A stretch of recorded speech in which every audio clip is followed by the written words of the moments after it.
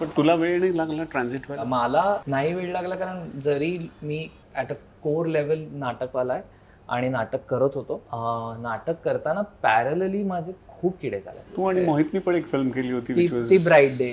That's when I first saw him. For us, YouTube was the enabler, but the cause of Badipa was the environment. ते वातावरण तशी निर्मिती झाली होती की भाडीपाची गरज होती. असं नाहीये की तरुण मराठीकडे वळत नाहीयेत, तरुणांना हवं ते सर्व होत नाहीये म्हणून ते मराठीकडे वळत नाही. It's almost a business common sense that if you introduce a new product to the market and it's serving a purpose, if it's filling a need, then people will buy it. We were making Casting Couch and people were asking us to make it in Hindi because Marathi is too small of a niche. And this is where that research was coming in handy, saying, you know, Marathi is a big niche. माझा पुढचा प्रश्न हाच होता की content create करताना तुम्ही काय असतं? सो आम्ही 3 लेवलवर काम करतो. एक आहे हायजीन म्हणजे काहीतरी गेलंच पाहिजे म्हणून आपलं एक कन्सिस्टंटली चालण्यासाठी एक गोष्ट. दुसरं जे अशासाठीच टार्गेटेड असतं, जे थोडं स्ट्रॅटेजिकली केलेलं असतं. तिसरं ॲज पॉला सेड की क्लटर ब्रेकिंग हा अत्यंत महत्वाचा भाग आहे. आणि The time when we decided to do Berozgar and Kante Pohe, these 2 shows we strategically, planned out, and we shifted our audience, which was 60% Pune Mumbai before that, to 60% non-Pune Mumbai. You have to think from the beginning about, yes, growth, but also profitability, market share, all of these things. It's a constant shift, and the cycle is cyclical. So right now, we had a boom in OTT in the last 5 years, but in the last year or two, we're seeing a recession. नमस्कार, कसे आहात? By the way, आपण सारंग आणि पॉलाला ओळखता ना? सारंग आणि पॉला, अहो कोल्हापूरचे सारंग पॉला, नाशिकचे सारंग पॉला, अहो पुण्याचे सारंग पॉला, बरं मुंबईचे सारंग आणि पॉला, भाडीपाचे, भाडीपा मराठी यूट्यूब चॅनलचे सारंग पॉला. आता आली ना एक्साइटमेंट. मी सुद्धा एक्साइटेड आहे, पण मी कॅज्युअल आहे. नाही, मी एक्साइटेड एवढ्यासाठी आहे कारण 8 वर्षापूर्वी जेव्हा या 3 मित्रांनी, सारंग साठे, पॉला मगलेन आणि अनुषा नंदकुमार ह्यांनी जेव्हा पहिला मराठीतला यूट्यूब चॅनल सुरू करायची धडपड सुरू केली होती, त्या धडपडीत मी सुद्धा होतो. पण मग नंतर मी एका मराठी सिनेमात गुंतलो, तो प्रोड्यूस पण मी करत होतो, त्यामुळे तो व्याप मोठा होता. पण ह्या 3घांनी ती धडपड सुरू ठेवली, ती कमिटमेंट सुरू ठेवली आणि त्यांच्या क्रिएटिव्हिटीनी आज हा चॅनल मोठा झाला आहे. आज नुसतं तो एक म्हणजे चॅनल नाही, तो एक मराठी लोकांमध्ये, यूथमध्ये आणि फॅमिलीजमध्ये एक ब्रँड आहे. एक स्टार्टअप म्हणून सुरू केलं होतं, पण आज एक यशस्वी बिझनेस मॉडेल म्हणून उभं राहिलं आहे. मराठी भाषेला, त्याच्या बाणाला एक कूलपणा, फ्रेशनेस, कॉन्टेम्पररीपणा आणला आहे, पण त्याची डिग्निटी न घालवता. हे सगळं कसं जमलं पहिल्यांदा, किंवा काय काय चॅलेंजेस ह्या 3घांना आले आणि आज तो चॅनल कशा पद्धतीने मोठा झाला, हे सारंग आणि पॉला आपल्या बडेआमवर आज उलगडणार आहेत कॅज्युअली.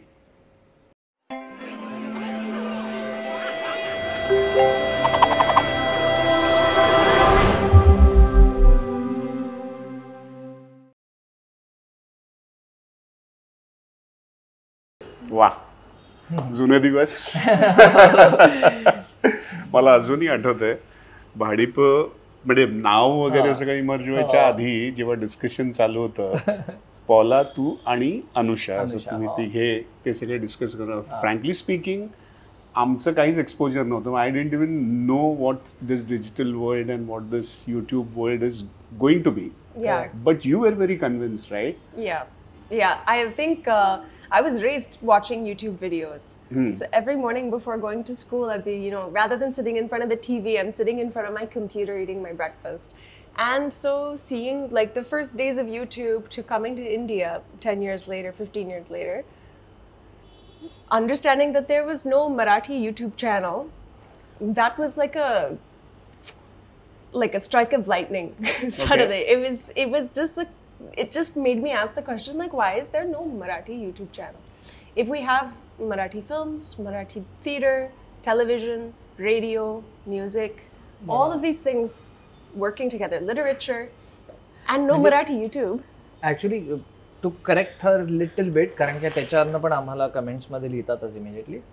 यूट्यूब चॅनल होते मराठी, पण ते काय होते तर 3.5 तासाचा एक इंटरव्ह्यू कोणीतरी टाकून ठेवला आहे किंवा एव्हरेस्टवर काहीतरी फिल्मचे हे आहेत, क्लिप्स आहेत. चॅनल नसेल, चॅनल इंटरव्ह्यू शूट केला आणि तो युट्यूबवर आता टाकला, पोस्ट केलं की चॅनलच होतं. त्यामुळे ते त्याला पण अगदी छोटं छोटं काहीतरी करत होते, पण there was no entertainment channel.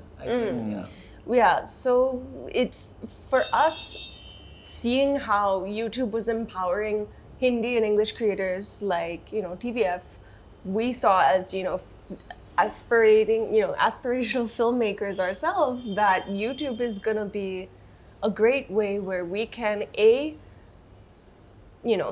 have some creative control and express ourselves in a way we want to be heard, and B, to test the idea that Marathi market is progressive. Marathi market does want contemporary entertainment. And that is something that many producers and people high up in channels were telling us Marathi people don't want. They don't understand. Just give them something massy and simple, which we disagreed with. We know everyone's watching. Back then it was Game of Thrones. Now it's Squid Games. Adolescence for all. म्हणजे ॲडोलेसन्स सारखा show महाराष्ट्रात एवढा चालतो, त्याचे आकडे एवढे मोठे येतात. त्याच राज्यामध्ये छावा पण एवढा चालतो. म्हणजे एकीकडे नॉस्टॅल्जिया, आपला इतिहास आणि अभिमान आणि स्वाभिमान हे सगळं करणारा सुद्धा आपण ॲक्सेप्ट करतो, आणि ॲडोलेसन्स सारखा अत्यंत कॉन्टेम्पररी, इव्हॉल्ड आणि कॉम्प्लेक्स शो पण आपण ऍक्सेप्ट करतो. त्याचा अर्थ खरं तर वाईड रेंज आहे आपल्या ऑडियन्सचा, आणि आपण त्यांना साच्यात बांधत होतो असं तेव्हा वाटत होतं. आणि ते ऑलमोस्ट ते काय ना, आपल्याला कोणीतरी सांगितलं की आपल्याला एकदम ते खटाक्कन, असं तू जसं म्हटलंस तसं एक क्लिक होतं की अरे हो, खरं तर हे तर आपल्याला का नाही आधी वाटलं. तर त्याची पडसाद म्हणजे आमच्यावर पण होतेच, माझ्यावर, अनुषावर. कारण काय, आम्ही बाकीच्या लोकांचं बघतच होतो काय चाललंय ते. मी एक ब्रिंग ऑन द नाईट नावाचा एक शो केला होता MTVचा, आणि तेव्हा MTV रात्री ॲडल्ट शो करायचे. ॲडल्ट शो असेल, त्याच्यामध्ये काय ड्रिंकिंग असायचं किंवा हे असायचं ते असायचं, व्हायलन्स असायचा. तर असे शो तेव्हा रात्री 11 नंतर आपल्याकडे चालायचे, आठवत असेल तर. 11 नंतर वेगळी category R rated show, adult slot असेल. तर ते 2011-12 ते बंद झालं भारतामध्ये, आणि त्याच्यामुळे मग ह्यांनी पण शो तर प्रोड्यूस तो रात्री 11 नंतर रिलीज करण्यासाठी बनवला होता. तर मग आता त्याचं काय करायचं, तर म्हणून त्यांनी ते यूट्यूबवर टाकायला सुरुवात केलं, आणि त्याच्यावर वेड्यासारखा प्रतिसाद होता त्याला. म्हणजे 1-1-2 मिलियन. मी त्यात अभिनय केला होता. हे 2012 सालचं आहे. तर 2012 साली खरं तर दिसलं होतं. 2012-13 आय थिंक 13 इट रिलीज. तर तेव्हा दिसलं होतं की काय पॉवर आहे. आपण काम पण केलं ह्या शोमध्ये. आज आपल्याला रस्त्यावर ओळखतात त्या शोमुळे, का तर तो यूट्यूबवर गेलाय. आणि माझ्या घरच्यांना माहीत पण नाही, कारण MTVवर रात्री कधीतरी लागतो, तो कापून कापून लागतो. त्यामुळे एकीकडे ते, पण रस्त्यावर तरुण मुलं आपल्याला एवढा त्याला प्रतिसाद देत आहेत. त्याचे रायटर सुद्धा AIBचेच रायटर्स होते सगळे. हीच तन्मय आणि हीच लोक होती, आणि ते तेव्हा AIB आलं नव्हतं. त्यामुळे we all had seen what is the potential. पण मग तिने ते मांडलं, तिने त्याला एक स्वरूप दिलं की असं केलं तर आपल्याला हे करता येईल म्हणून. पण तुला वेळ नाही लागला ट्रान्झिट व्हायला, बिकॉज तू हार्डकोर थिएटर आणि मोहित कातळकर आणि all that. So because she had come, because she seen it. म्हणजे तोच माझा हे होता. तर तुला किंवा अनुषाला किती असा वेळ लागला किंवा काय लागला? बिकॉज अनुषासाठी ट्रान्झिशन आय थिंक जास्त अवघड असेल, कारण ती हार्डकोर फिल्मवाली आहे. म्हणजे तिला त्यामुळे भाटुपा तिने जास्त सांभाळलं. भारतीय टुरिंग पार्टी जे ट्रॅव्हल रिलेटेड आहे, त्यामुळे ती डॉक्युमेंटरीजमध्ये आधीच होती आणि तिला डॉक्युमेंटरीज आवडायच्या. आणि in a way travel vlogs हे एक डॉक्युमेंटेशनच आहे किंवा डॉक्युमेंटरीज आहे. त्यामुळे तिला ते खूप ते तिथे सापडलं. पण तिला वेळ पण लागला. मला नाही वेळ लागला, कारण जरी मी अगदी आपण असं म्हणूयात ॲट अ कोर लेवल नाटकवाला आहे आणि नाटक करत होतो.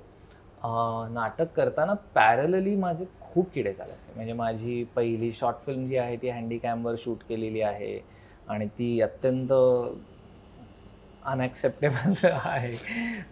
त्याच्यानंतर अशी विचित्र आहे खूपच. तू आणि मोहितनी पण एक फिल्म केली होती ती bride day. That's when I first saw him. पण ती तरी एक काय म्हणतात एका तरी मोहितच्याच विचाराची आहे. पण मी किडे खूप करायचो. म्हणजे मी आणि नचिकेत चिडगोपकर जो ज्यांनी ह्या आपल्या सगळ्या म्हणजे आपल्या त्या सगळ्या मीटिंग्स नंतर फायनली थोडं एक आम्हाला थोडंसं फंडिंग दिलं. सुरुवातीला बूटस्ट्रॅप केलं.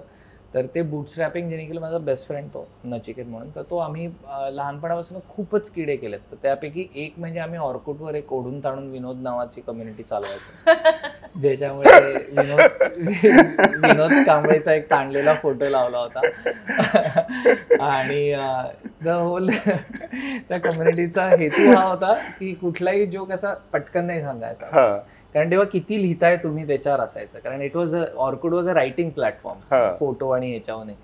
तर तोच आपला जो एक मुलगा खूप उंच असतो वगैरे जसे विनोद असतात ते ताणून मोठे लिहायचे. हाच त्यातला खेळ होता. ओढून ताणून विनोद. आणि तो असा ताणलेला विनोद कांबळेचा फोटो. सो हे किडे पॅरलली चालायचे. किंवा इव्हन जेव्हा फेसबुक आलं तर Aasakta was the first theatre group to use Facebook for promotions. आणि त्याचं सगळं सांभाळणं मी आणि आशिष मेहता म्हणून आम्ही दोघं करायचो. ते फेसबुक पेज सांभाळणं वगैरे. अजूनही मी त्याचा ॲडमिन आहे. जर का उद्या मला असं तसं काही किडे करायचं असेल तर ते तेव्हापासून आहे. म्हणजे डिजिटलचं अट्रॅक्शन. आणि thanks to my father also. मला 5वी-6वीत माझ्याकडे कम्प्युटर होता. आमच्याकडे बेडरूम नव्हती काही असं एक्स्ट्रा वगैरे. मी आणि माझा टेरेसवर झोपायचो. पण कम्प्युटर होता.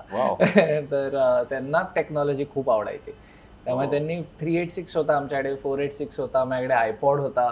त्यामुळे टेक्नॉलॉजी आणि परत तेच क्रिकेटची बॅट घेतली नाही, किट घेतलं नाही किंवा कुठल्या हिमालयात कधी ट्रेकला पाठवलं नाही. जसं पाठवतात ना की पैसे आले की ते करतात पहिलं. बाबांनी छोटा आयपॉड आणला 8 GB. तर त्यामुळे टेक्नॉलॉजी आधीपासून होती. Yeah, so I think one of the interesting things is, it's 2025 and we're having this conversation about something which we started almost 10 years ago now.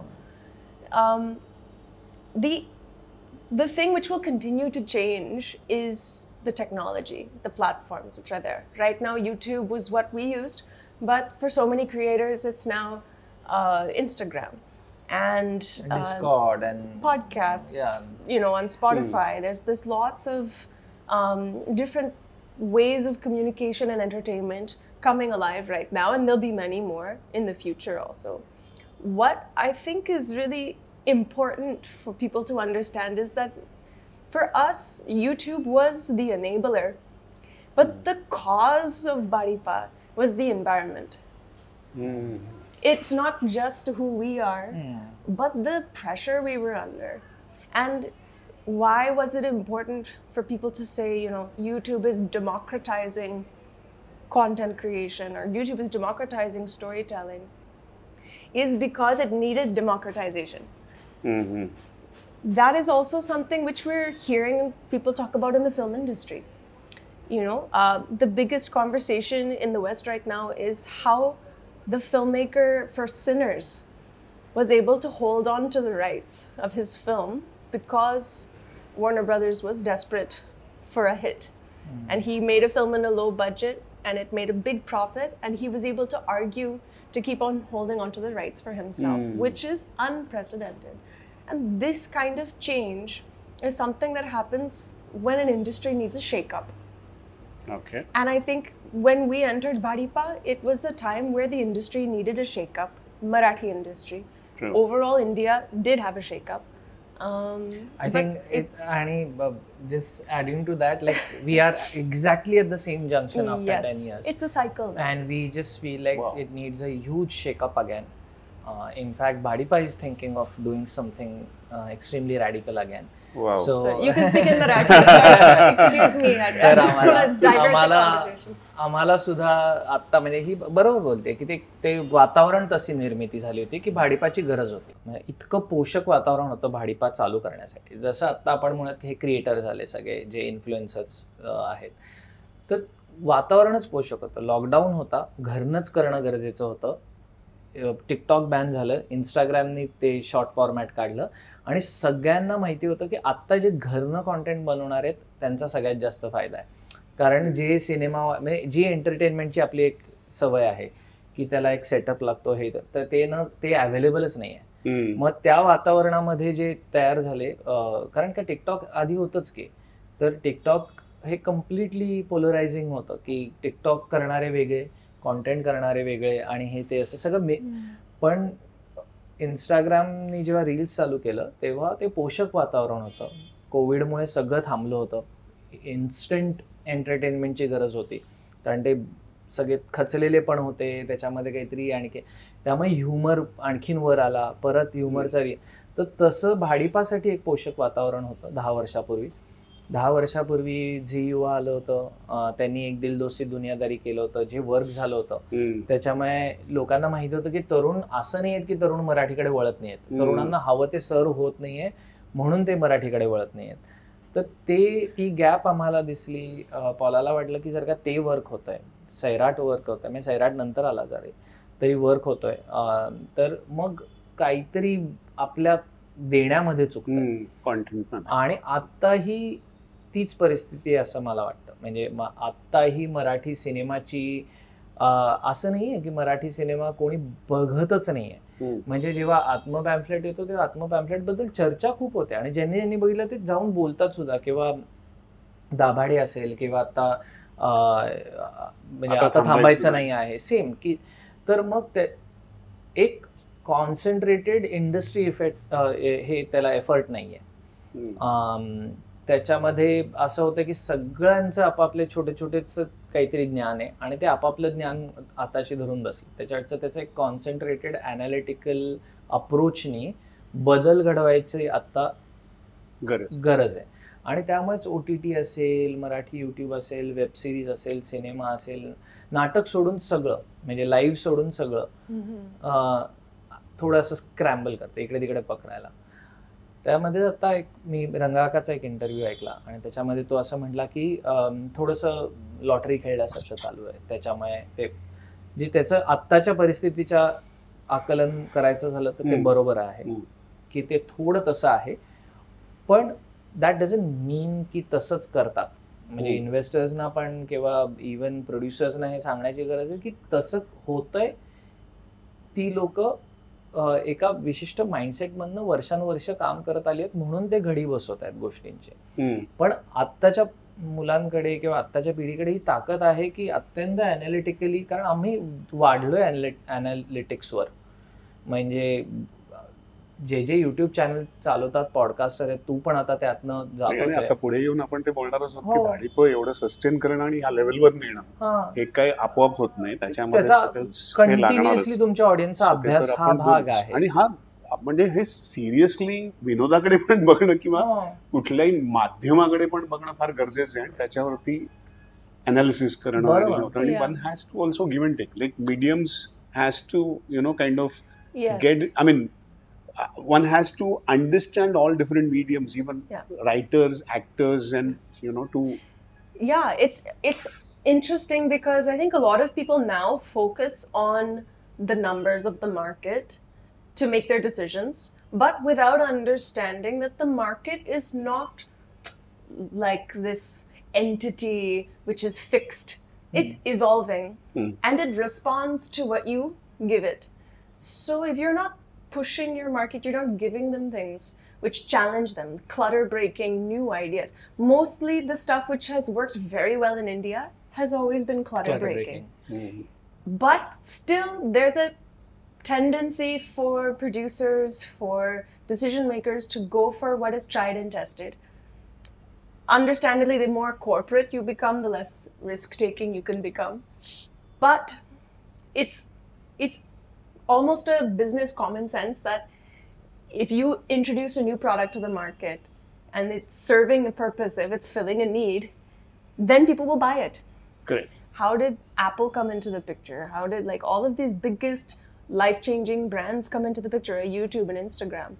Because there was a need. It's not like anybody was giving the same product and now this is just a better version of it. Yeah. No, it's something you identify a hole, a niche where there's a gap, and you put something in there. You serve it to them and you market it well. The feel and the design came with the need. Right? Yeah. Yeah. So पण म्हणजे दोन्ही म्हणजे एकीकडे एवढंही नाही की market आत्ता असं वागतंय तर लगेच आपण ती नीजर्क रिॲक्शन झाली. पण त्याचा डीपर अनालिसिस झाला पाहिजे की ह्याच्यातले खरे रूटेड म्हणजे एकदम डीप रूटेड प्रॉब्लेम काय आहेत आणि त्या डीप रूटेड प्रॉब्लेमचं सोल्युशन म्हणून आपण काय देऊ शकतो हे जास्त महत्वाचं आहे. पण आपण सरफेस लेवलच्या ते आता एक म्हणजे आम्ही असं मजेने म्हणतो की अजूनही मराठी सिरियलमध्ये जेव्हा म्हणतात की तरुणांसाठी काहीतरी करायचं आहे त्याच्यामध्ये तर त्यामध्ये 1-2 वाक्य असतात की रील टाकणं, व्हॉट्सॲप कर मला वगैरे हे त्यांना वाटतं हे आणि यंग ते that is dated. Facebook is dated. हे फेसबुक हे अत्यंत जुनं ॲप आहे. आपण टेक्नॉलॉजीच्या ह्याच्या सायकलमध्ये बघायला गेलं तर खूप पुढे गेलंय आणि जर का खरंच तरुणांना तुम्हाला मराठीकडे वळवायचं तर खूपच आणखीन यंगर आयडियाज पाहिजेत. Well, see, we're right in the middle, but I've been hiring a new person for social media. And these are Gen Z, young Gen Z, and Gen A, almost not quite Gen A, but the interns we have are Gen A. When I ask them, what would you do as a Facebook strategy? They say, oh, well, Facebook is good if you want to reach out to senior citizens. Oh. Yeah. त्यांच्यातल्या कोणाचे फेसबुकचे अकाउंट्सच नाही. This is the perception of Facebook among young people. Oh. That it's a senior citizen app. And we don't even know the pulse. I mean, we don't... आमच्या ऑफिसमधल्या कित्येक लोकांना खरं genuinely फेसबुकवर करायचं काय हेही माहित नाही.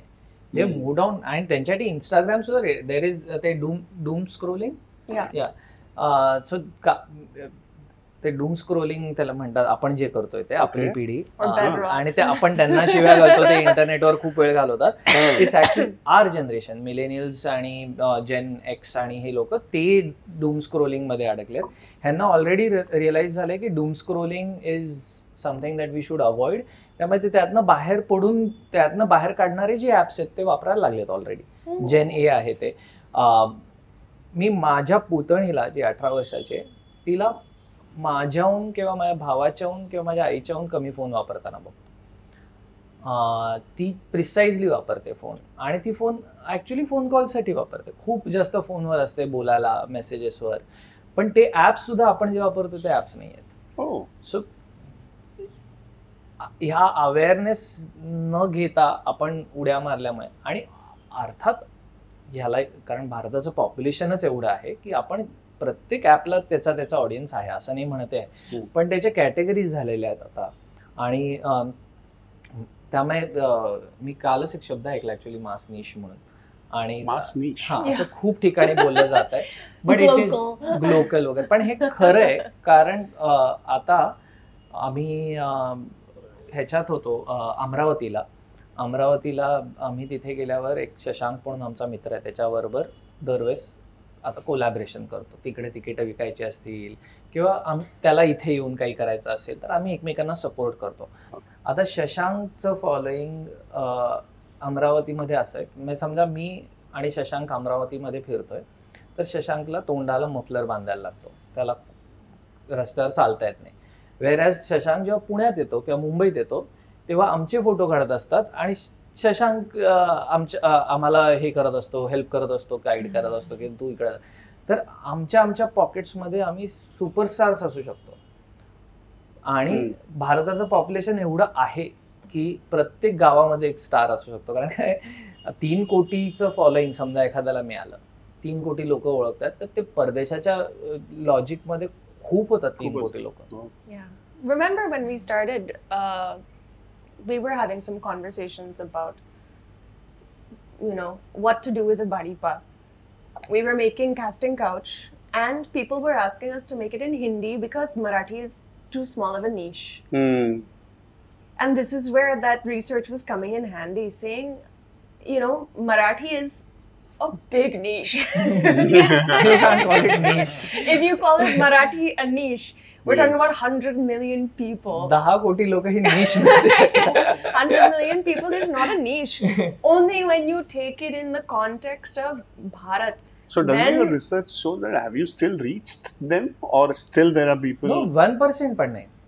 Oh, म्हणजे you still- आपण पोहोचलो आहोत जवळपास 40% लोकांपर्यंत. 40% पॉप्युलेशनला माहितीये की भाडीपा एक्झिस्ट, हा. पण आता कन्व्हर्जन 1-2% झालं आणि तरी सुद्धा आपल्याला वाटतं आपण इथे पोहोचलोय. तर ते जर का कन्व्हर्जन 10% झालं, 20% झालं आणि कुठल्याच मराठी म्हणजे टीव्हीचा आहे तेवढा रीच, टीव्ही एक आहे, नाटक आहे ज्याचा तेवढा रीच आहे, पण सिनेमा डिजिटल अजून 1-2% आहे म्हणजे in terms of conversion. And I think the important thing is we don't consider Bhadipa to be one product Hmm. that is having to go out to one niche, but rather there's one community of Maharashtrians who will love to watch Ame doing a food tour while eating their breakfast in the morning. The way I used to watch when I was going to school in the morning, there's people who will watch an Ame video before going to school.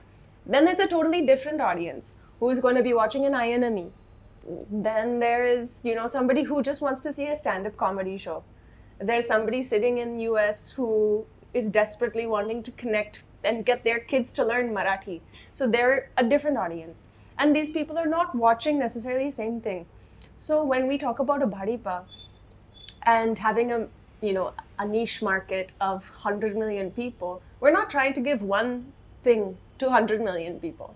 But trying to see how many Maharashtrians can we give something to, which they need, which they want in their life, and build a sustainable new ecosystem where we are in some way touching the life of almost every Maharashtrian. That will be our goal. Wow. And right now, digital is the best way to do it, but on ground is growing. And when it comes to films, that's a big next step for us for sure. Music as well. These are other places where we know we can give more. We want to give more. Wow. We're desperate to. Because माझा पुढचा प्रश्न हाच होता की content create करताना तुम्ही काय असतं म्हणजे इज इट की अरे हे आवडलं किंवा हे 4 लोकांना टीममध्ये आवडलं म्हणून का रिसर्च किंवा त्याच्यामध्ये एक थोडासा पर्स्पेक्टिव्ह असतो. सो आम्ही 3 लेवलवर काम करतो. एक आहे हायजीन म्हणजे काहीतरी गेलंच पाहिजे म्हणून आपलं एक कन्सिस्टंटली चालण्यासाठी एक गोष्ट तयार केली पाहिजे.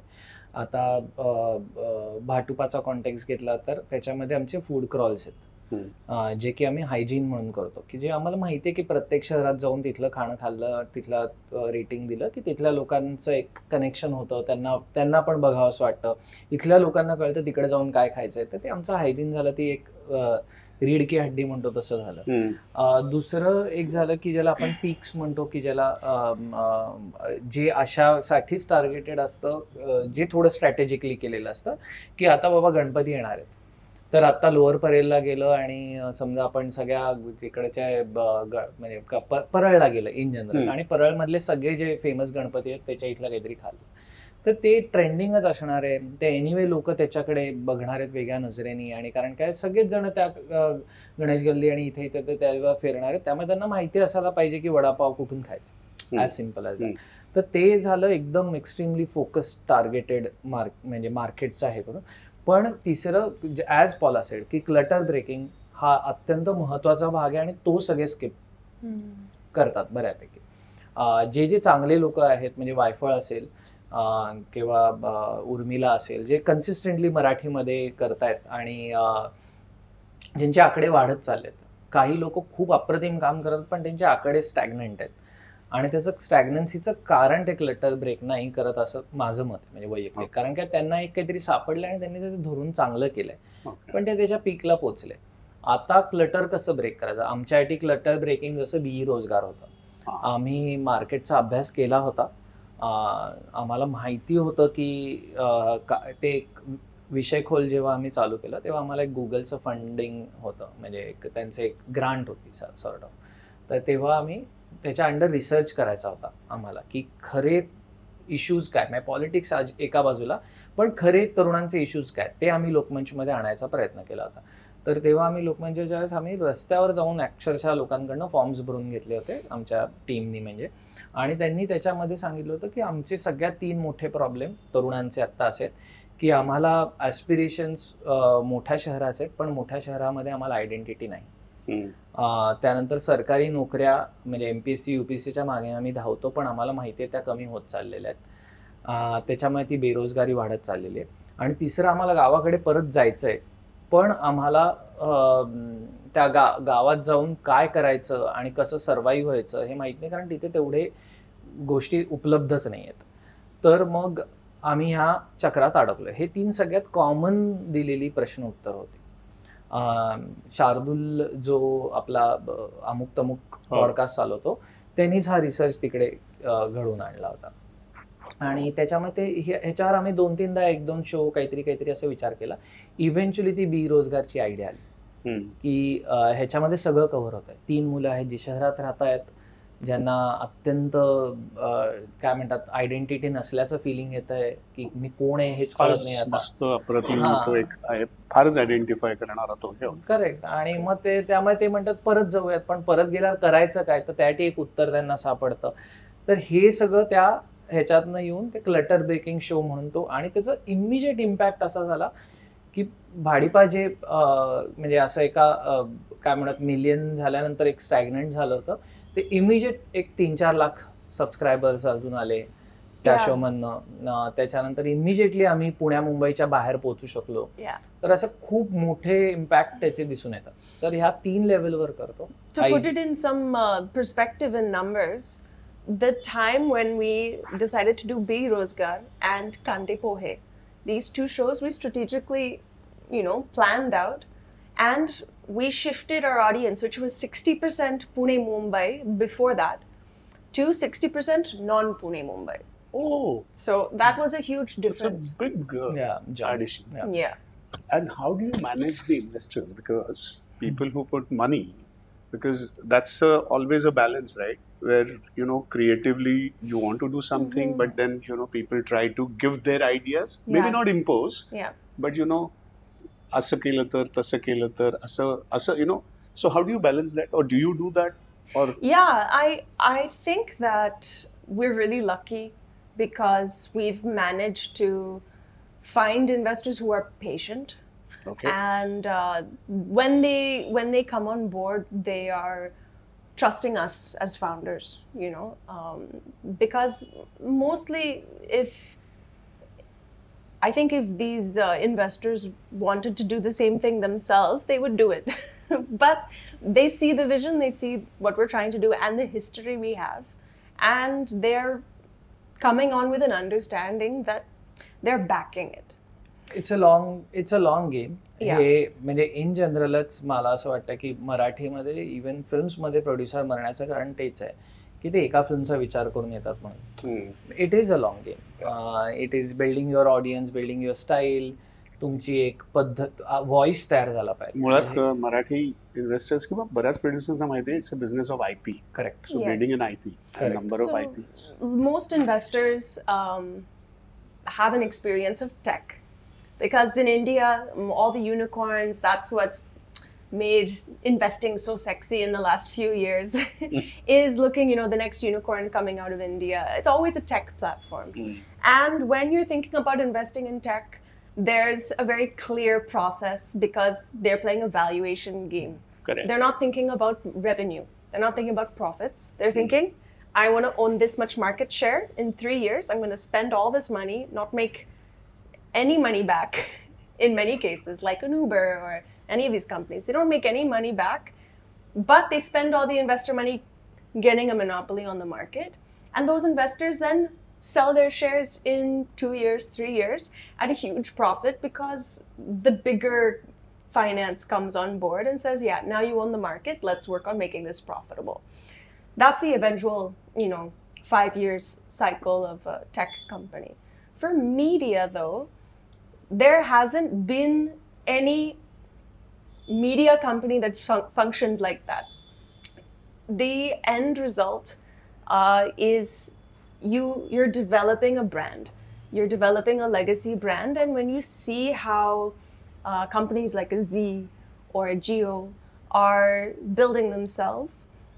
Maybe obviously they didn't start as YouTube channels, but the idea is when you're building a media house, when you're trying to get into something as a business which is going to be sustainable in the long term, you have to think from the beginning about, yes, growth, but also profitability, market share, all of these things. It's a constant shift, and the cycle is cyclical. So right now, we had a boom in OTT in the last 5 years, but in the last year or two, we're seeing a recession, And now and it will it's pick going up to pick again. up again as people have learned their lessons and figured out what do people want to watch or how to become profitable as businesses. Now we're going to see things pick up as people change their strategy and invest again. Another crucial point about how do you deal with these changes and whatnot. One thing that I think all investors also should understand, and people like us also, we have learned it a hard way. म्हणजे आम्ही कारण सगळं बघितलं ups and downs. म्हणजे मला हाच प्रश्न परत हा. विचारायचा, कारण तुम्हाला म्हणजे सगळ्यांना म्हणजे आपण आर्टिस्ट हो. म्हणून भेटलो होतो, हो आणि now you're talking like entrepreneurs, हो right? Somebody who has gone through so much, किंवा हो. खूप पावसाळे पाहिल्यासारखे, हो. किंवा बिझनेस आणि सस्टेन एवढा Yeah. मोठा केलाय. तर हे कसं बदल करावा लागतो, आणि काय जस्ट टू यंग लोकांना किंवा कोणालाही ते हे करायला की व्हॉट गोज इन टू दिस? मला असं वाटतं ते परिस्थिती शिकवतेवाला जो फॅक्टर आहे ना, आम्ही परत ह्या इथून नाही चालू केलं की आम्हाला बिझनेसमॅन बनायचं. मी आधी जसं ती म्हणली की वातावरण असं होतं की कोणीतरी हे करायला हवं होतं, ते कोणीतरी आम्ही ठरलो म्हणून आम्ही चालू केलं. आणि त्याच्यामुळे सुरुवातीला आम्हाला ऑलमोस्ट अवघड गेलं, कारण आत्ता बाहेर मराठी इंडस्ट्रीमध्ये जी काही मराठी मोठी नावं आहेत when it comes to digital, त्यातले जवळपास एक 5-10 मोठी नावं आर एक्स भाडीपा. आणि तेव्हा आम्हाला असं वाटायला लागलं, अरे हे सगळं आपल्या इथं होतंय आणि बाहेर जातंय, आपण फिल्म स्कूल होऊन बसलोय, आपण बिझनेस आहोत की नाही. पण नंतर आम्हाला लक्षात आलं की this is how it is going to B.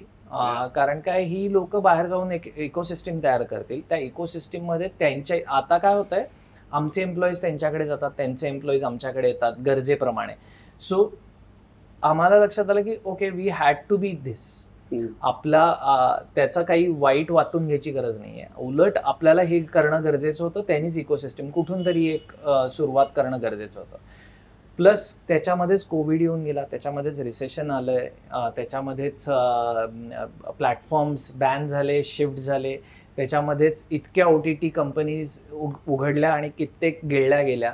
Marathi OTT completely collapse झालं. हे सगळं गेल्या 10 वर्षात झालंय. So because it's such a young industry, in general young technology also, तर ती व्हॉलटाईल असणारच आहे. ह्याचा ॲक्सेप्टन्स गेल्या 3 वर्षात आलाय. म्हणजे आधी आम्हाला, म्हणजे कोविड जेव्हा हिट झाला तेव्हा आम्हाला असं झालं की we were at the peak of our popularity. At the same time we are also churning on the most content आणि लीस्ट रेव्हेन्यू, कारण कोविड आहे, बाहेर काहीच ब्रँड्स नाही आहेत, काहीच नाही येत आहे. वेअर ॲज त्याच्यानंतर रेव्हेन्यू जरी वाढत गेला असेल तरी सुद्धा पॉप्युलॅरिटी सगळी चेंजच झाली, त्याचे निकषच चेंज झाले. मग अचानक लाईव्हला गेला 1 वर्षामध्ये इतका बूम आलाय की आत्ता भाडीपानी लाईव्ह जेव्हा जेव्हा आम्ही शो करतो, प्रत्येक show is going full. We are doing international tours, हे ते. आणि गंमत अशी, वी आर डिजिटल पीपल आणि we are running the most from live. Okay, कारण तर आता त्याची वेगळी गणित आहे. तर त्याच्यामुळे पॉइंट बिंग ह्या सगळ्या की ही व्होलेटाईल आहे इंडस्ट्री, आणि ती बदलत राहणार आहे, कारण का इव्होल्युशनच्या अगदी अर्ली स्टेजला आहे. अजून आपल्याला AI हिट व्हायचं आहे, अजून आपल्याला म्हणजे ऑगमेंटेड रियालिटी, हे ज्याच्याबद्दल आपण रोज ऐकतोय, आणि ते होणार आहे hit.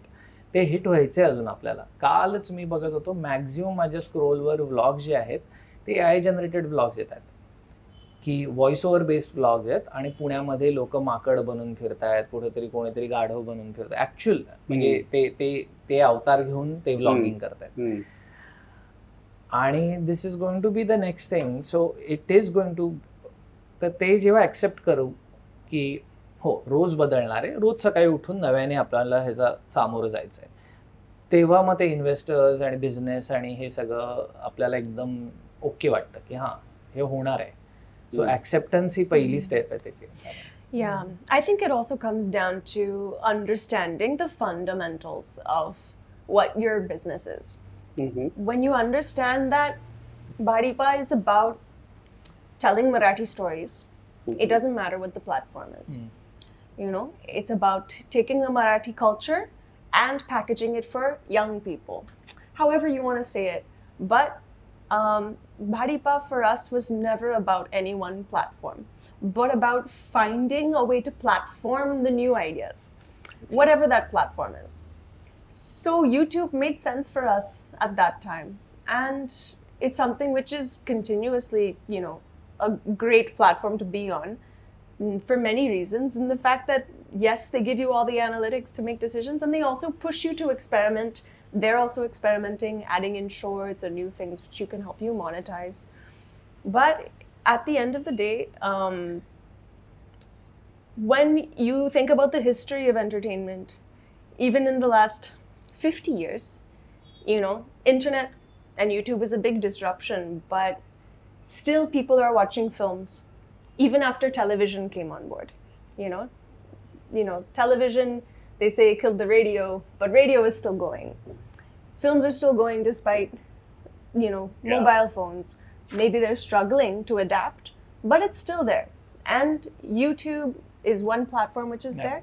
And as AI comes in, we'll find new ways to use it, but that doesn't mean the other stuff is going to die out. It's going to be about adapting and finding best story for the best platform. What's the best way we can communicate the story we want to tell? Is it interactive? Is it a game? There's so many ways, and we're, as creators, platform agnostic. We don't mind. We can be on a big screen, small screen, anywhere, so long as that's the best way for the story to come out. Sir, जेव्हा तू live shows किंवा स्टँडअप्स करतोस, जेव्हा महाराष्ट्रामध्ये करतो आणि बाहेर करतो, परदेशात तू स्वतः टूर केलेस, तर काही फरक करतो का? म्हणजे काही सेन्सर असतं का, किंवा काही असं म्हणजे मोकळे ढाकळेपणा इथे आणि तिथे असे काही? मी खरं सांगू का, ॲक्च्युली इथे म्हणजे भारतामध्ये लाईव्ह करताना उलट आणखीन मोकळं ढाकळ करता येतं. ओके. कारण परदेशात उलट असतं. म्हणजे परदेशात त्यांच्या उलट खूप अशा त्याच्या काय म्हणतात अफिलिएशन खूप स्ट्रॉंग असतं प्रत्येक गोष्टीशी. म्हणजे आता मी पुण्यावर विनोद केला तर तिथल्या पुणेकरांना वाटणार अरे तू आम्ही एवढा दूरून तुला बोलवलं तू आमच्यावरच काय उलट होणार त्यांना. म्हणजे ते कोणी ऑफेन्स घेत नाही, अत्यंत गोड प्रेक्षक आहेत, पण त्यांना ते हर्ट जास्त होतं. ते येऊन विचारतात की अरे तू असं का बोललास तर या सोमवार पेठेबद्दल वगैरे. मग आपण सांगायचं नाही अरे तो विनोद होता. आणि तर उलट तिथे सेन्सिटिव्हिटी जास्त आहे आणि इथल्या लाईव्ह ऑडियन्समध्ये कमी आहे, कारण ह्यांचं रोजचं जगण्याचं आहे. म्हणजे आता पुण्यामधले काय रस्ते चांगले नाही आहेत समजा, ह्याच्यात मी विनोद केला, खड्डे आहेत वगैरे, तर पुण्यातला माणूस रोज खड्ड्यातनं जातोय, त्याच्यामुळे त्याला ते काही ऑफेन्सिव्ह वाटत नाही. तिकडच्या माणसाला असं वाटतं की अरे आम्ही पुणे इतकं मिस करतो आणि तू इथे येऊन पुण्याबद्दल असं बोलतोयस. तर उलट सेन्सिटिव्हिटी तिकडे जास्त आहे, त्यामुळे उलट तिकडे थोडं आणखीन छान व्यवस्थित प्रेझेंट करायला लागतं. पण ऑनलाईन सेन्सिटिव्हिटी तिकडे कमी आहे. तिकडे जर का तू हा जोक ऑनलाईन टाकलेला असेल तर they take it because they are use to freedom of speech. त्यामुळे त्यांना ऑनलाईन फ्रीडम ऑफ स्पीचचा वेगळा कॉन्टेक्स्ट आहे आणि ते तसा ऑफेन्स घेत नाहीत कधीच. ऑनलाईन सेन्सिटिव्हिटी भारतातली जास्त आहे. ऑनलाईन शिव्या घालणारी चिडणारी लोक जास्त आहेत दॅन लाईव्हला. तर त्याच्यामुळे फरक असा आहे की तिकडे गेलो आपण की थोडासा नॉस्टॅल्जियाला आपल्याला थोडंसं गुंजारावं लागतं, कारण त्यांच्या दृष्टीने ते आठवणी आहेत. आपला देश आपण सोडून आलोय, त्यांना त्याचं काहीतरी एक असं कल्चर ते जरा एक नॉस्टॅल्जिया आहे ज्याला केटर करावं लागतं. मी काही अगदी खूप, कारण शेवटी विनोद आहे तो, त्यामुळे अगदी असंही नाही केटर की अंधारात गोंधळ, त्याची मजा घेत करता येतं. आणि जर का इकडे असेल तर इथे ऍक्च्युली आणखीन मोकळ ढाकळ करता येतं लाईव्हला लोक तेवढी ऑफेंड होत नाहीत. आय थिंक तो जो स्क्रीनचा फिल्टर आहे तो एकदा निघाला कारण आपण लहानपणापासून, मी पॉलाला ते आधी खूप वेळा सांगितलेलं आहे, पॉला आधी खूप अशी अचंबित व्हायची जेव्हा असं नातेवाईक वगैरे म्हणतात ना, अरे वा छान जाड झालीस, भरलीस मस्त वगैरे असं, किंवा तू अगदी हे काय अगदी जरा खात पीत जा वगैरे असे हातबीत करून करतात. तर आपल्याकडे ऑफेन्स घ्यायची सवयच नाहीये. म्हणजे मित्र काळा असेल शाळेमध्ये काय म्हणायचे, मला बारक्या म्हणायचे, मला काय हात मोडक्या, सुडक्या, सुकड्या, बोंबील, हे ते जे काय ते आपण ऑफेन्स घेतच नाही खरं तर खऱ्या आयुष्यात. इव्हन आपल्या संतांच्या परंपरेमध्ये देवाला बिवाला शिव्या घालायचे किंवा देवावर चिडायचे देवावर आणि हे सगळं करायचे. ऑफेन्स ही अत्यंत सोशल मीडियाची गोष्ट आहे. खऱ्या लाईफमध्ये खूप कमी लोक एवढे ऑफेंड होतात. त्यांना वेळही नसतो, त्यांच्या अंगावर जबाबदाऱ्या पण आहेत खूप, आणि ते खूपच त्या ह्याच्यातले आहेत. शाळा आपल्या तुला माहिती आहेत कशा होत्या.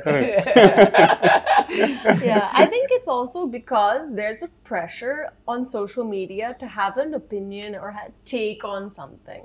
And the more woke, and when I say woke, I don't mean left woke, I mean also every side of the spectrum having a opinion about whether something's right or wrong.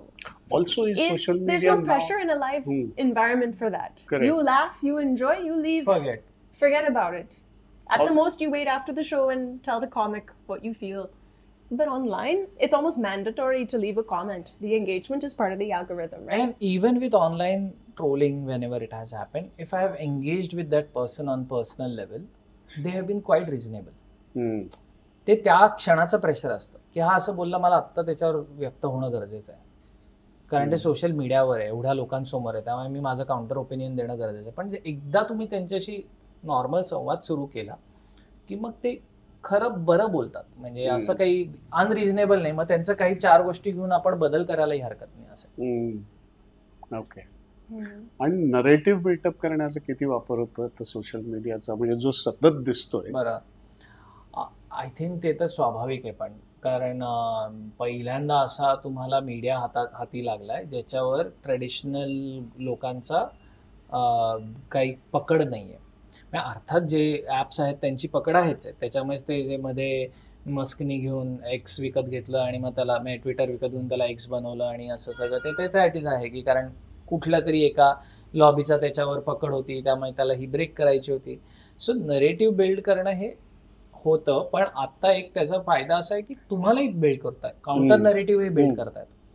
हा एक सगळ्यात महत्त्वाचा फायदा आहे की ते अजून तरी डेमोक्रेटिक आहे त्या लेवलला की if someone builds a narrative, build a counter narrative और बिल्ड अन ॲक्च्युअल नरेटिव्ह, जे गरजेचं आहे. तिन्ही पॉसिबल आहे. म्हणजे माझे काही लाडके काय म्हणत आपण चॅनल्स आहेत. आता आपला संदेश आहे, he is building a extremely neutral narrative आणि तो खूपच चांगल्या पद्धतीने करतोय. किंवा ललन टॉपचे काही शोज आहेत, दुनियादारी आणि हे, they give such a neutral narrative. तर कितीही स्ट्रॉंग मग बाकीच्या बाजूनी डाव्या उजव्यांनी ओरडून नरेटिव्ह बिल्ड केले किंवा फेक न्यूज देऊन दोन्ही बाजूचे करतात. हे लोकांना असं खूप वाटतं की आर्टिस्ट हे कायम डावे असतात, पण आम्ही बऱ्यापैकी सेंटरिस्ट आहोत आणि आम्हाला असं वाटतं की डावे उजवे दोन्ही आपल्याला फसवत आहेत. बरोबर. पण मग मध्ये नीट रॅशनल विचार करणारी लोक भरपूर आहेत आणि त्यांनाही जागा आहे. समदेशलाही भरपूर ऑडियन्स आहे, ललन टॉपलाही भरपूर ऑडियन्स आहे, अमुक तमुकला भरपूर ऑडियन्स आहे, जे की जास्त न्यूट्रल नरेटिव्ह म्हणतात. बरोबर, करेक्ट. म्हणजे काही कन्स्ट्रक्टिव्ह किंवा काही विजनरी बिल्डअप करायचं असेल तर त्याच्यासाठी सुद्धा you can use narrative. So Sarang, जसं आपण म्हणतो ना की कॉन्टेंट बनवण्यासाठी किंवा हा शो रन करण्यासाठी लोक पण लागतात, टॅलेंट लागतं. So do you groom talent किंवा नवीन मुलं आले की how do you select them आणि त्यांना ग्रूम कसं? सो आता आधी आम्ही ग्रूमिंग करायचो ते वेगळं होतं. आम्ही त्यांना अगदी बेसिक पासून चालू करायला लागायचं, कारण काय ती इंडस्ट्री तेव्हा नवीनच होती. 10 वर्षापूर्वी ॲज वी साईड की हार्डली 1-2 चॅनल्स होते, ते सुद्धा ॲक्च्युअल कॉन्टेंट नव्हते बनवत, तर इंटरव्ह्यू टाकत होते किंवा असं काहीतरी गाण्याचा कार्यक्रम पब्लिश केला आहे वगैरे अशा प्रकारचे ते चॅनल्स होते. पण त्यामुळे तेव्हा अगदी बेसिक्स ऑफ यूट्यूब जे असतात, म्हणजे ॲनालिटिक्स कसे किंवा साधं मेटा डेटा काय असतं, अपलोड काय करायचं, कसं करायचं, पासून ते कॉन्टेंट काय असतात, त्याचे हुक्स काय असतात आणि त्याचा एक पॅटर्न आहे का वगैरे, हे सगळं मोस्टली पॉला, अनुषा, मी सामे, त्याला फिल्म मेकिंगचा भाग अनुषा खूप कव्हर करायची. त्याच्यामधलं स्टोरी टेलिंगचा भाग मी कव्हर करायचो. स्टोरी टेलिंग, ॲक्टर हँडलिंग, काय प्रकारे प्रोजेक्ट केलं पाहिजे ह्यांना, आणि त्यातलं सगळे ॲनालिटिक्स आणि हाऊ डज यूट्यूब फंक्शन आणि ह्याच्या मागे विचार काय गेला पाहिजे हे पॉला करायचे. असं आम्ही पहिल्या बॅचला आम्ही ट्रेन केलं पूर्णपणे. आम्ही त्यांना सस्टेन नाही करू शकलो, आणि तेव्हा आमचा तू जे मगाशी प्रश्न विचारला होता त्याचं एक उत्तर म्हणजे की तेव्हा आम्हाला कळलं की we have to look at it as a business. आम्ही ह्याच्याकडे आमचा एक स्वतःचं सॉर्ट ऑफ प्लॅटफॉर्म म्हणून बघत होतो, जो आमचा आहे. पण आम्हाला तेव्हा लक्षात आलं की ह्या मुलांना जर का सस्टेन करायचं असेल, आता म्हणजे करण, नील, नंतर ओंकार झाला, शार्दूल झाला, त्यानंतर सुशांत घाटगे असेल किंवा उर्मिलाचं सुरुवातीचं आम्ही खूप तिला हेच आहे, तर ह्या सगळ्यांना आम्हाला आमच्या इकोसिस्टीममध्ये सस्टेन नाही करता आलं. त्याचं कारण त्याच्यासाठी त्यांना ते सुद्धा आमच्याबरोबर ग्रो होत होते, आणि त्यांना सुद्धा ते ग्रोथच्यासाठी आणखीन आम्हाला ब्रांचेस बनवायला लागणार होत्या. ते आम्ही बनवू नाही शकलो तेव्हा कोविड आल्यामुळे. तेव्हा आमच्याकडे फायनान्शियली तसं पॉसिबल नव्हतं. नंतर आम्हाला वेगळा आता अनुभव येतोय कम्प्लिटली. तर तो पहिल्या बॅचचा अनुभव झाला ज्यांचं ग्रूमिंग अगदी फ्रॉम बेस टू इथपर्यंत करणं आहे, आणि मग त्याचं जे काही इम्पॅक्ट. आता उलट आहे, आता ही मुलं आम्हाला ग्रूम करू शकतात अशी खरं त्यांच्यात ताकद आहे. त्यांच्यामध्ये काय नाही आहे तर अनुभव नाही अजिबात. त्यामुळे त्यांना दिसतंय आमच्याहून बेटर की इंस्टाग्राम कसं फंक्शन होतं, हुक्स काय असतात, हे काय असतं, अपलोड्स कुठून झाले पाहिजेत, हॅशटॅग वर्क होत नाहीत. आता आपण अजूनही हॅशटॅग वापरतो पण ते होत नाही. ह्या सगळ्या गोष्टी त्यांना जास्त समजतात, because this is a generation which has grown up with social media in their hand. त्यांच्याकडे आधीपासून होत, आपण शिकत गेलो. त्यामुळे इन्स्टिंक्ट त्यांचं आमचं डबल आहे.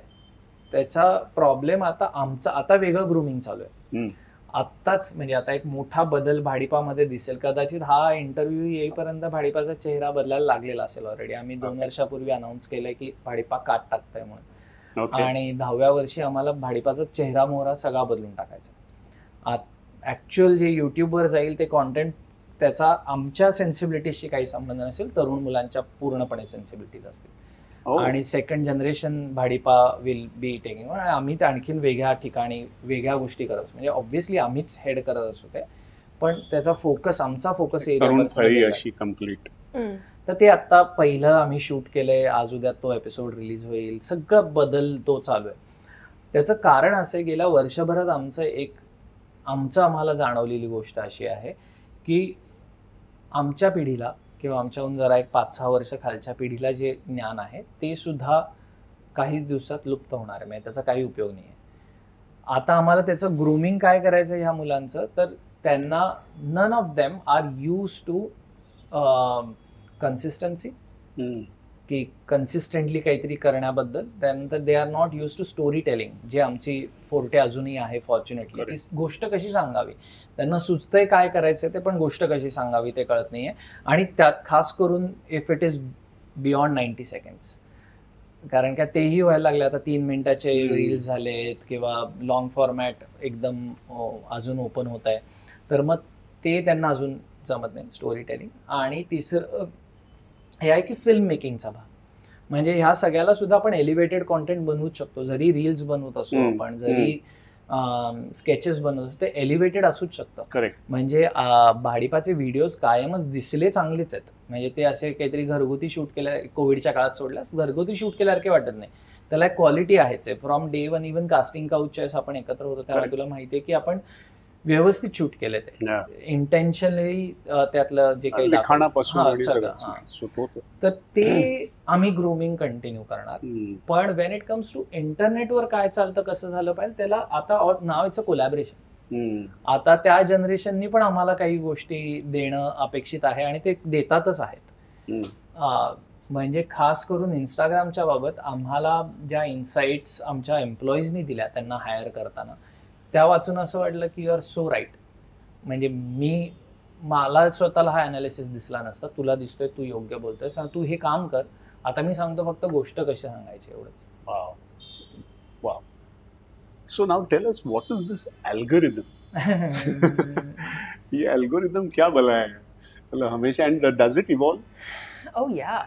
Every day. I mean, which algorithm do you want to talk about? Not as the algorithm. Yeah. There's no such thing as the, because the algorithm is depending on the company that's developing it, Okay. right? So at the end of the day, though, there is a basic design, and the basic design right now is based on the free model, where as a human being, you are being given content for free in exchange for data. Data which is sold to advertisers, or your time consuming that free content is, in exchange of watching ads and being pushed into buying stuff. Either, they're listening or whatever it is, but they're reading, they're scrolling through your emails, they know what you're chatting about, and then they start selling you products which are relevant to you. You hope. That's the ideal model for the businesses which are running these platforms. Until the subscription model becomes more popular, the algorithm is going to be about attention. Okay. How long you can keep people paying attention, and how deeply are they paying attention. Okay. So there's ways to measure it. The attention span is, of course, for, say, a podcast like the audience watching right now, we will be able to measure engagement by seeing how long you watched for, and the average duration that audience watches for. And it's very interesting to look at and see, when do audiences drop off? When are they more engaged? What do they watch again? You have detailed information on that. But also, if you have a deep engagement, that means people are commenting. They're having a conversation around your content. They're sharing it with their friends, because it's not just to scroll and move on. It's not just a laugh or a meme, but something which you connect with. And so you want to share it with other people who you think will also enjoy. That's what we call engagement. That is engagement. So at the end of the day, the engagement is what is driving your success on the algorithm, because engagement means attention. Attention means opportunities for advertisers. And opportunities for advertisers equals money. Okay. And it's complicated. That's how it gets monetized. But that is the algorithm. Okay. So you always have to think, okay, yes, they say, for a reel to be a hit, it should be looping. It should have, you have 3 minutes for a reel, but make it 30 seconds, because then you'll get more views, because people will watch it on repeat. There's all these hacks for the algorithm, but fundamentally, it's not just about hacks that any bot can do, any AI algorithm can do.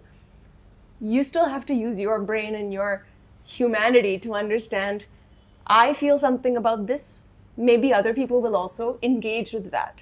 And so you have to do this game of tapping into what you want, what you feel is relatable and important, and hope that your audience also feels the same way.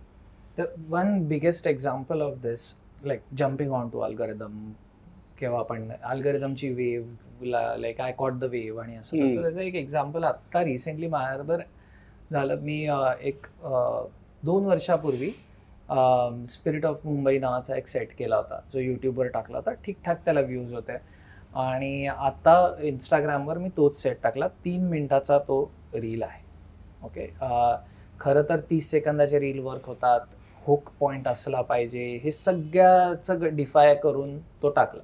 कारण मला त्या दिवशी instinctively असं वाटलं की red alert जाहीर झाला आहे आणि आमच्या ऑफिसमध्ये लोक आले. तर विनोदच त्याच्याबद्दल होता की मुंबईत असं का करतात लोक, की रेड अलर्ट दिल्यावर की आधी ऑफिसला यायचं आणि मग हाफ डे टाकून जायचं. तर मला हे समजत नाही पुण्याचं असल्यामुळे, की आम्ही बाहेरच पडत नाही भीतीने, जरा पावसाला बाहेरच पडत. तर ह्याच्यावरचा तो सेट होता. आता that has given me the highest growth ever by any reel on my personal account. एका दिवसामध्ये एवढी ग्रोथ मी कधीच बघितलेली नाही. पण त्याचा मुद्दा असा होता की ऍक्च्युली लोक जेव्हा मी टाकला, सगळे नॉर्म्स डिफाय करून, तो जो संध्याकाळी टाकतो मी रील त्याच्यावरचं दुपारी टाकला, मग हे करा, त्याचं टायमिंग मॅटर्ड.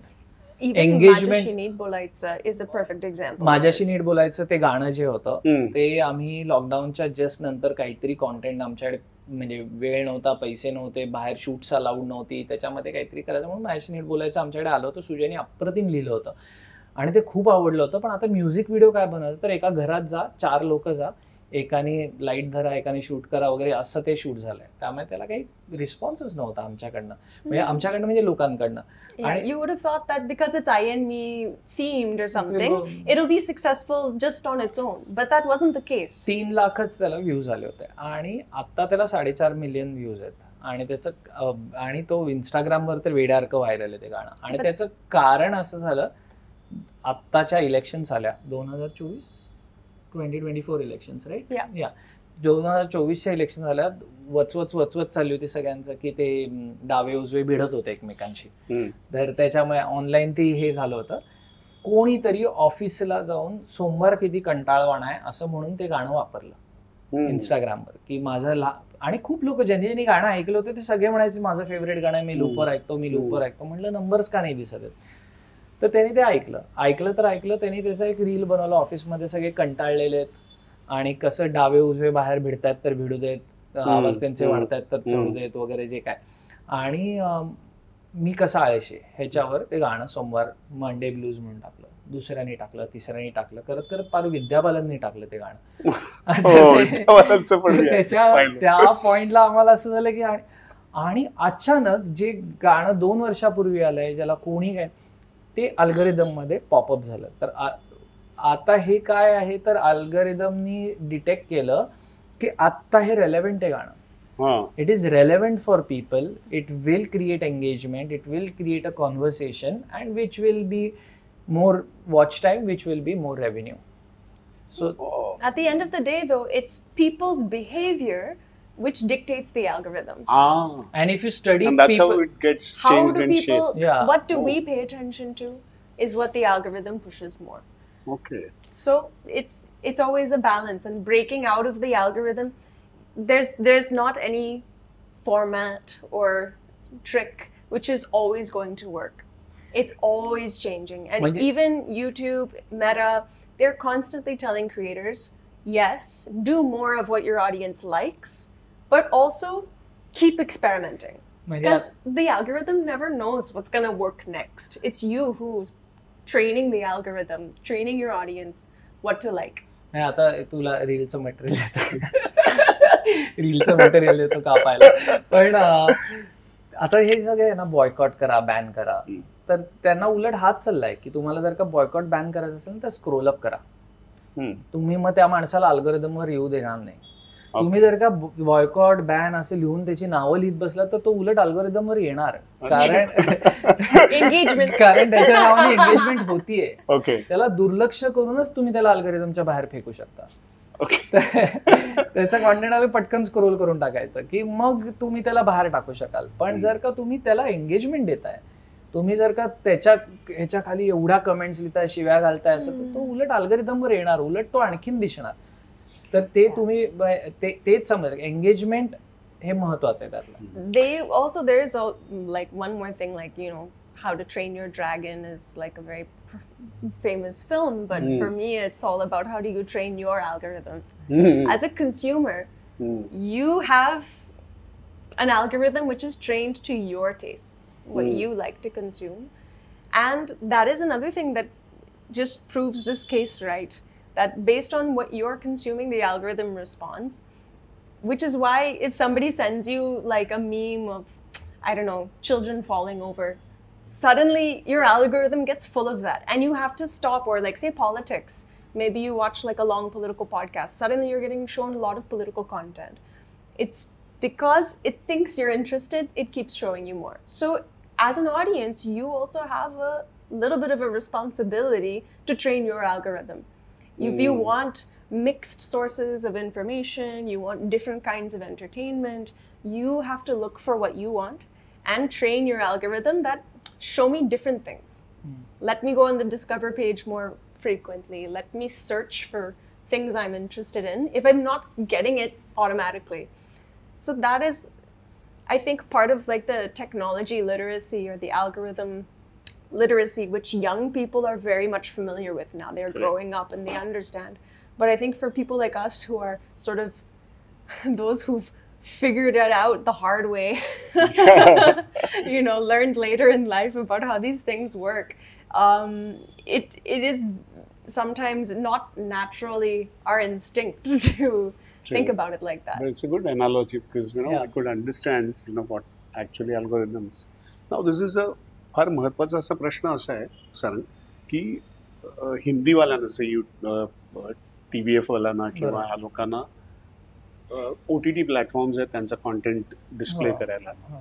मराठीत जसं बेरोजगार जेव्हा तुम्ही केलं इट्स अ ब्रिलियंट. मग कितीतरी सिरीज तुम्ही चांगल्या हो. कॉन्टेंट केलं आणि त्याला OTT प्लॅटफॉर्म नाही. हो.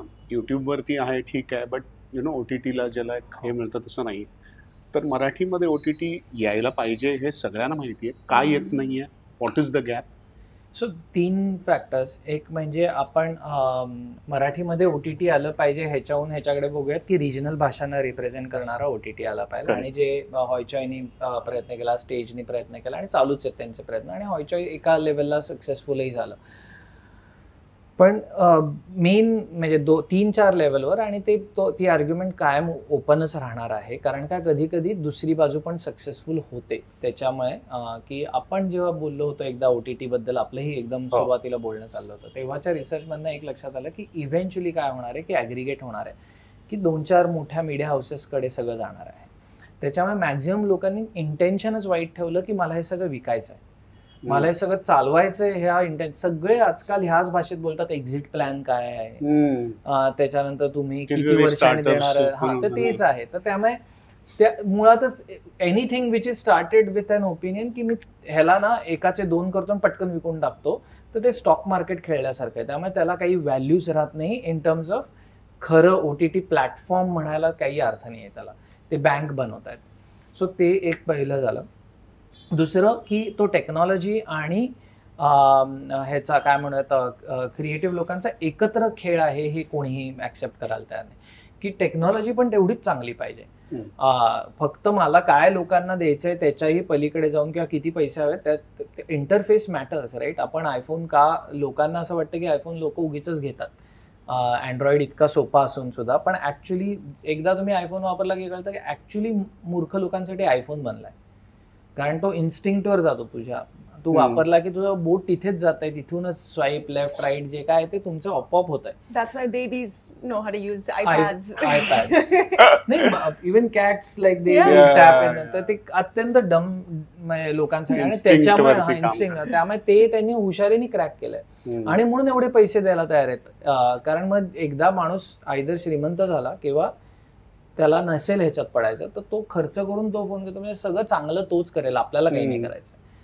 तर ह्या दुसरीकडे अँड्रॉइडची टेक्नॉलॉजी म्हटलं तर त्याच्यामध्ये त्यांनी इतकं सुंदर एक केलं की सगळी इकोसिस्टीम एकत्र लागू शकते. म्हणजे कशात नाही कशात तुला ट्रान्सफर करा. त्यामुळे काहीतरी तुम्ही सवलत देताय त्याच्यामुळे ते फेमस आहेत. Why there is no third system that is famous as an iOS or Android.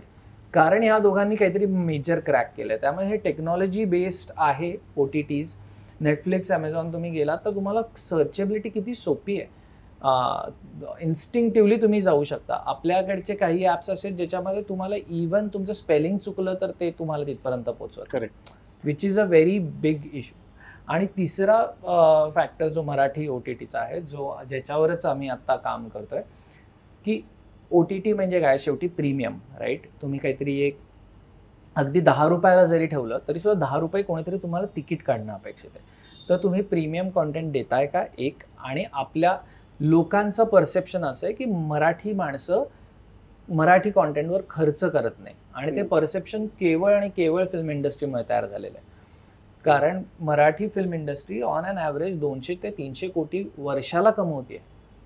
हा साऊथ इंडियन इंडस्ट्रीचा वीकेंड आहे एका सिनेमाचा.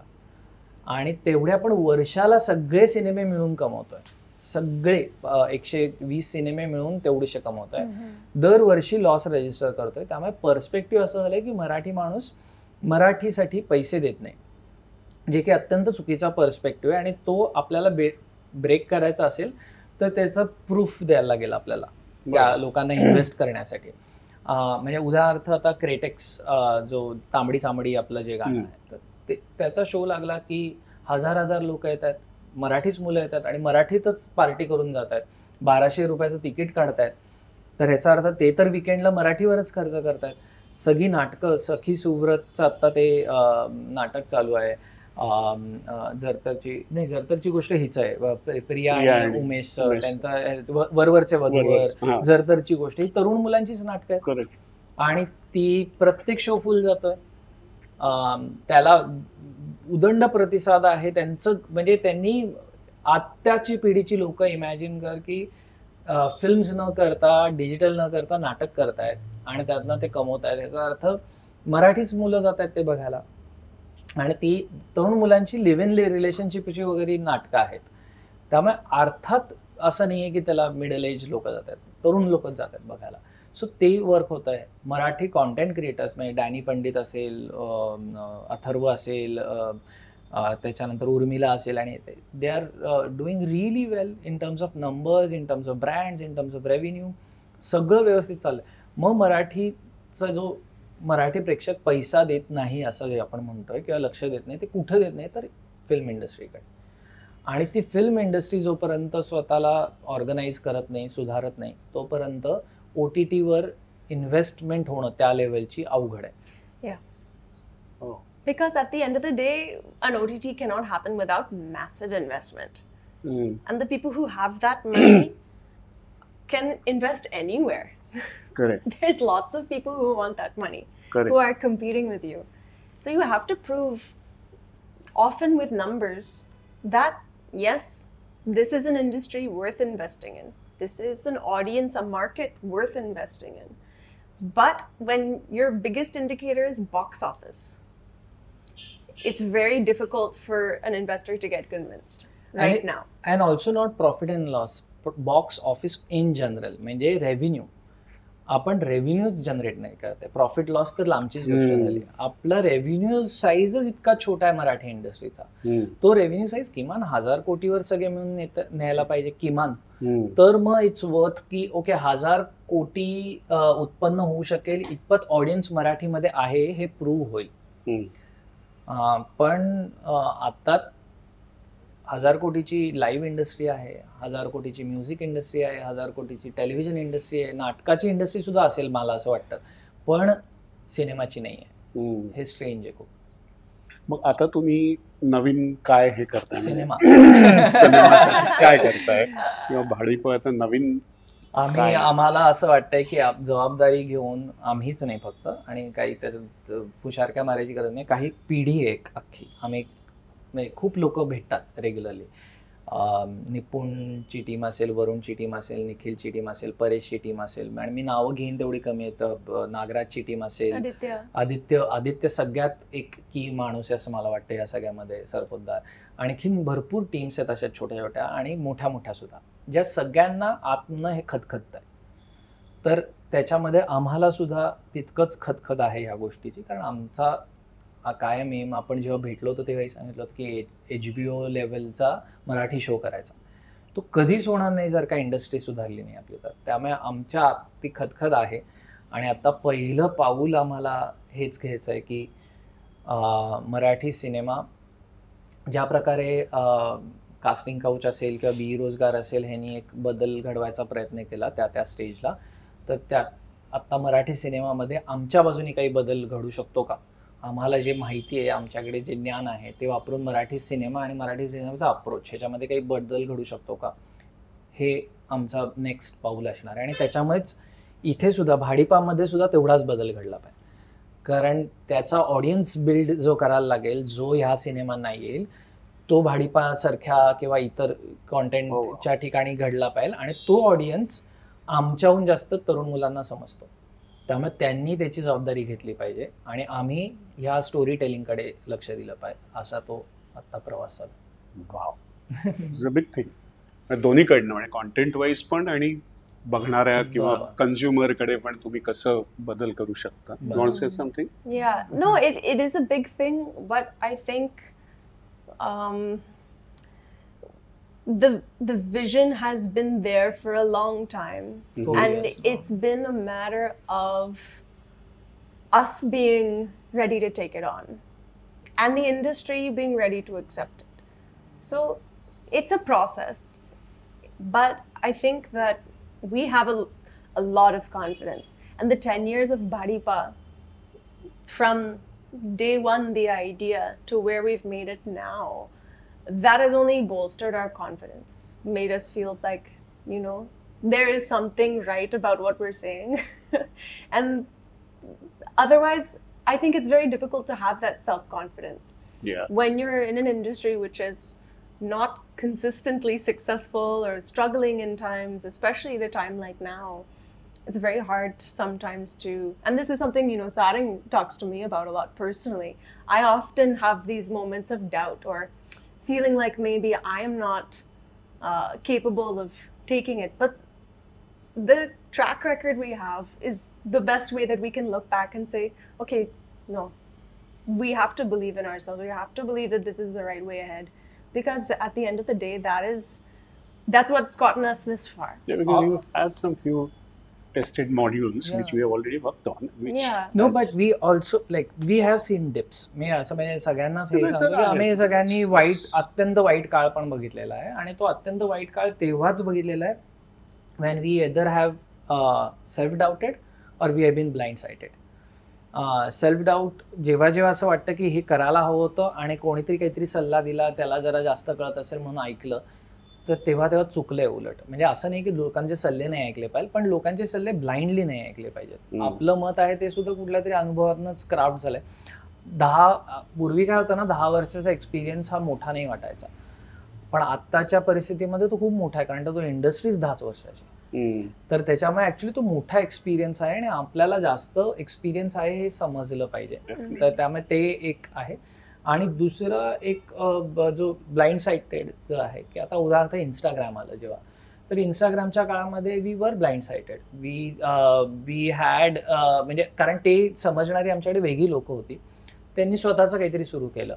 त्यामुळे आमच्या दोघांच्या हातात नव्हतं, किंवा अनुषा तर शॉर्ट फॉर्मॅटमध्ये तिची आवडच नाही, लॉंग फॉर्मॅटच आवड आहे, तर त्यामुळे तिच्याही हातात नव्हतं हे फिक्स कसं करायचं. आणि त्याच्यामध्ये आम्ही चूक काय केली, तर आम्ही आमच्याच वयाच्या मुलांना हायर करत बसलो टू फिक्स दिस प्रॉब्लेम. पण ॲक्च्युली तो पुढच्या पिढीचा म्हणजे 5 वर्षांनी पिढी बदलते, तर त्या 5 वर्ष पुढच्या पिढीचा हातखंडा होता, तर त्यांच्याबरोबर काम सुरू करायला होतं. तर अशा काही ब्लाइंड साइटेड ज्या मोमेंट्स आहेत किंवा ज्या सेल्फ डाऊटच्या मोमेंट्स आहेत, तिकडे आम्ही सगळ्यात जास्त डीप बघितलाय. मग आता ह्यापुढे जाताना तेच 2 गोष्टी, एक तर सेल्फ डाऊट कमी करणे आणि लक्ष ठेवायचं काय चालू आहे ते, आणि त्याच्यावर एकदम फोकस्ड राहायचं, हा त्यातला खेळ आहे. Super. So I think there's a big vision, and I'm sure with your experience and people around you will definitely this will realize. Yeah. And let us kind of end with this positive. Yes. Thank you, Sandeep. Thank you. Pleasure. Thank you. Yeah. Wow, lovely. Thank you. And thanks for sharing all this with us. Thank No, you. thanks Thank for you. giving us Thank you. this Thank you. platform. आणि thank you. सुरुवातीपासून आम्ही हे जिथे शक्य तिकडे सांगतोच, पण आता ह्या तुझ्याच प्रेक्षकांना हे कळलं पाहिजे की जर का फ्रॉम डे 1 भाडीपाला कोणी जर का ज्या प्रकारे शक्य ते सपोर्ट करायला संदीप तू आहेस, तर त्यामुळे thank you. Quite a little, but yes, and it's such a nice thing to see this grow big, and thank you. now coming back to the film industry. Thank you. Thank you. Thank you. तर कुठल्याही young creative माइंडला, कुठल्याही तरुणीला जर digital प्लॅटफॉर्मवर career करायचं असेल, YouTube channel सुरू करायचं असेल, तर आजच्या या पॉडकास्टमधले इन्साइट्स समजून घ्या आणि इम्प्लिमेंट करायला विसरू नका. कारण भाडीपं जरी कॅज्युअल वाटलं ना, तरी ह्याच्यामध्ये पॅशन, सातत्य, क्रिएटिव्हिटी आणि मेहनत याचं फाउंडेशन आहे, हे विसरू नका. Okay, all the best.